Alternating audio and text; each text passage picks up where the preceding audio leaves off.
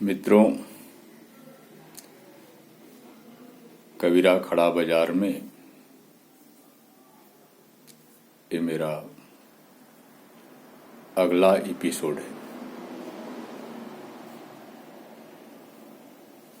इसमें हम वैश्विक स्तर पर बढ़ती तानाशाही पर बात करेंगे।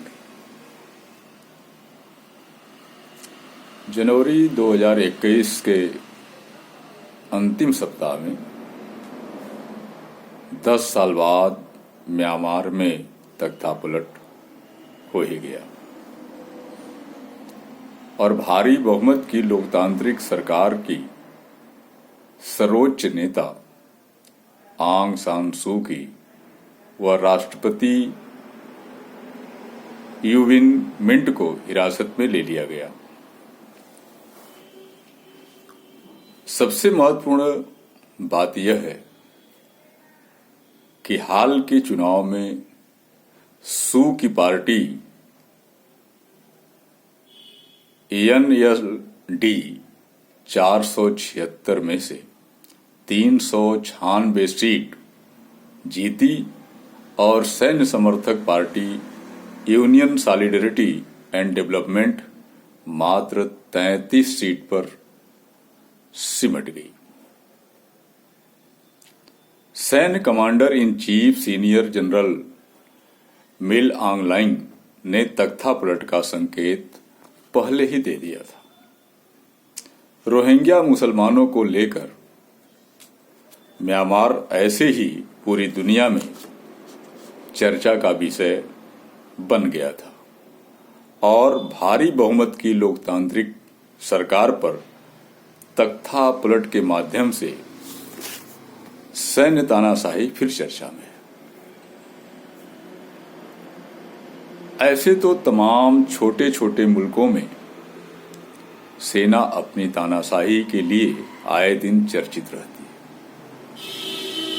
यूं तो उत्तर कोरिया की तानाशाही कई दशकों से है, लेकिन सवाल यह है कि कौन सी आदिम मानसिकता सैन्य जनरलों में घर कर गई है कि आम जनता को लोकतांत्रिक तरीके से जीने नहीं देती।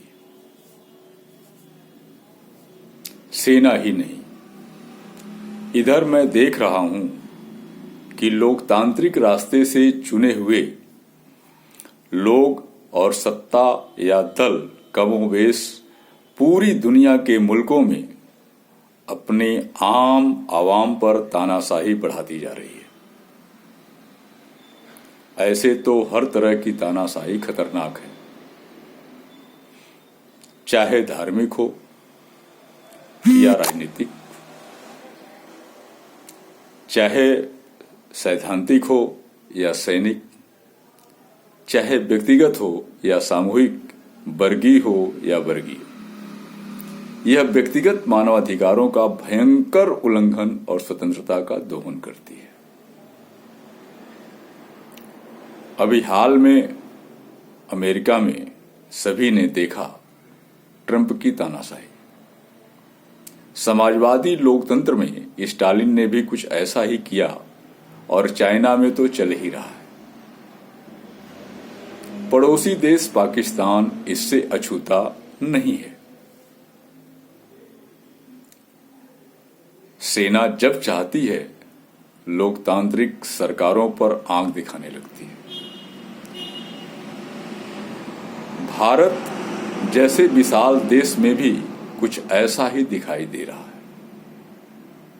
कितने संघर्षों के बाद पूरी दुनिया के मुल्कों ने लोकतांत्रिक व्यवस्था बनाई, लेकिन इधर 2-3 दशकों से तानाशाही बढ़ती जा रही है। क्या हम वैश्विक टकराव के साथ सामाजिक टकराव का हिस्सा बनते जा रहे हैं, या वैश्विक टकराव इसलिए पैदा किया जा रहा है? इस पर हमें सोचने की जरूरत है।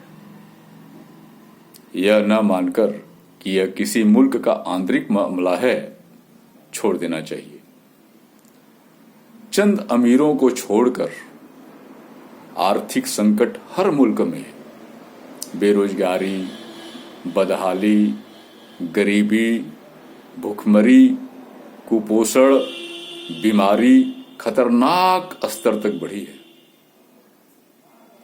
मुख्य रूप से भारतीयों को जाति, धर्म, पार्टी से हटकर सोचना ही पड़ेगा, अन्यथा विश्व की आधी आबादी वाला देश खतरे से बाहर नहीं। यह प्रश्न विचारणीय है। धन्यवाद मित्रों।